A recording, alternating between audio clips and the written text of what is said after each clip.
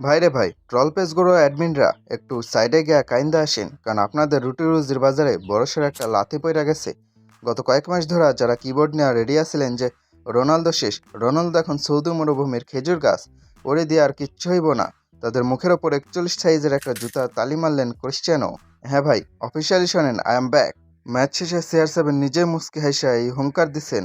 41 বছর বয়সে মানুষ যেখানে সকালে উঠা পিঠের ব্যথায় আহু করে, সেখানে এই লোকটা বিশ্বকাপের মঞ্চে নেমা ব্রেস মারতাছে। তা আবার 2026 সালের এই হাই ভোল্টেজ বিশ্বকাপে one and only Cristiano Ronaldo অবশেষে ভাইটি কামব্যাক দিল। একটু ইমাজিন করুন তো, 2006 সাল, তখনও দুনিয়ায় আইফোন রিলিজ হয় নাই, বাংলাদেশে 3G নেটওয়ার্কের নামও কেউ শুনে নাই। সেই 2006-এর জার্মানি বিশ্বকাপে একটা চিকনা পোলা প্রথম গোল দিছিল।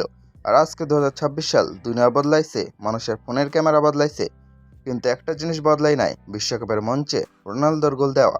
History has been made. ফুটবলের ইতিহাসে প্রথম প্লেয়ার হিসেবে টানা 6টা আলাদা বিশ্বকাপে গোল দেওয়ার রেকর্ড। 2006, 2010, 2014, 2018, 2022 আর এখন 2026। মানে এই লোকটা যখন প্রথম ওয়ার্ল্ড কাপ খেলছে, এখনকার অনেক প্লেয়ার তখনও ঠিকঠাক উইশ করাও শিখে নাই। অনেকে তো বলছিল, ভাই ওরে দিয়া দল পর্তুগাল ভুল করতেছে, ওরে বেঞ্চে বসায় রাখো। এখন বুঝেন ঠেলা, সে শুধু গোলই দেয় না, গ্রেট ইউসেবিয়র 9 গোলের রেকর্ড ভাঙ্গা এখন সে পর্তুগালের ইতিহাসে all time top world cup scorer. 10টা গোল এখন তার ঝুলিতে, রেকর্ড বইয়ের পাতা ছিঁড়া। নতুন বই বানাইতে হবে CR7-এর জন্য।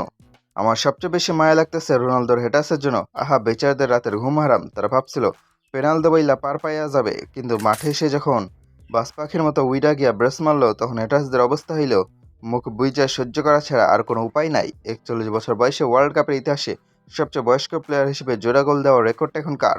ওই যে যার বডি ফ্যাট পার্সেন্টেজ এখনও 20 বছরের ছোকরাদের চেয়েও কম।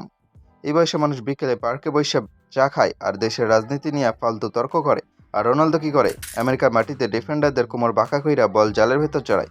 975টা ক্যারিয়ার গোল ভাই, আর মাত্র 25টা গোল হইলেই 1000 গোলের মহাকাব্য শেষ হবে।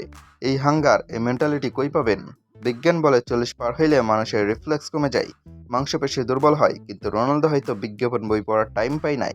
সে এখন প্রতিদিন সকালবেলাও উইঠা জিমে নিজের শ্বশুরবাড়ি মনে করে পইরা থাকে।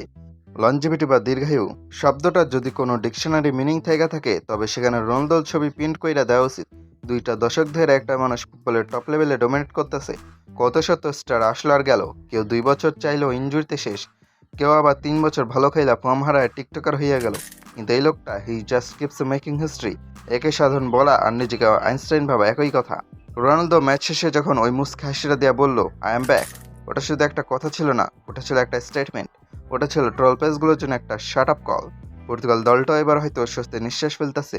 বোরহারের ভেলকি কাকে বলে তা রোনালদো আবারও প্রমাণ করলো। আমরা যারা এই যুগে জানতে থাইকা এই লিজেন্ডের খেলা দেখতেছি, আমাদের নিজেদের ভাগ্যবান ভাবা উচিত, কারণ এইরকম ডেডিকেশন, এরকম জেদ আর গোল করার এমন খিদে ফুটবল দুনিয়ায় আর কোনোদিন দেখবে কিনা সন্দেহ আছে।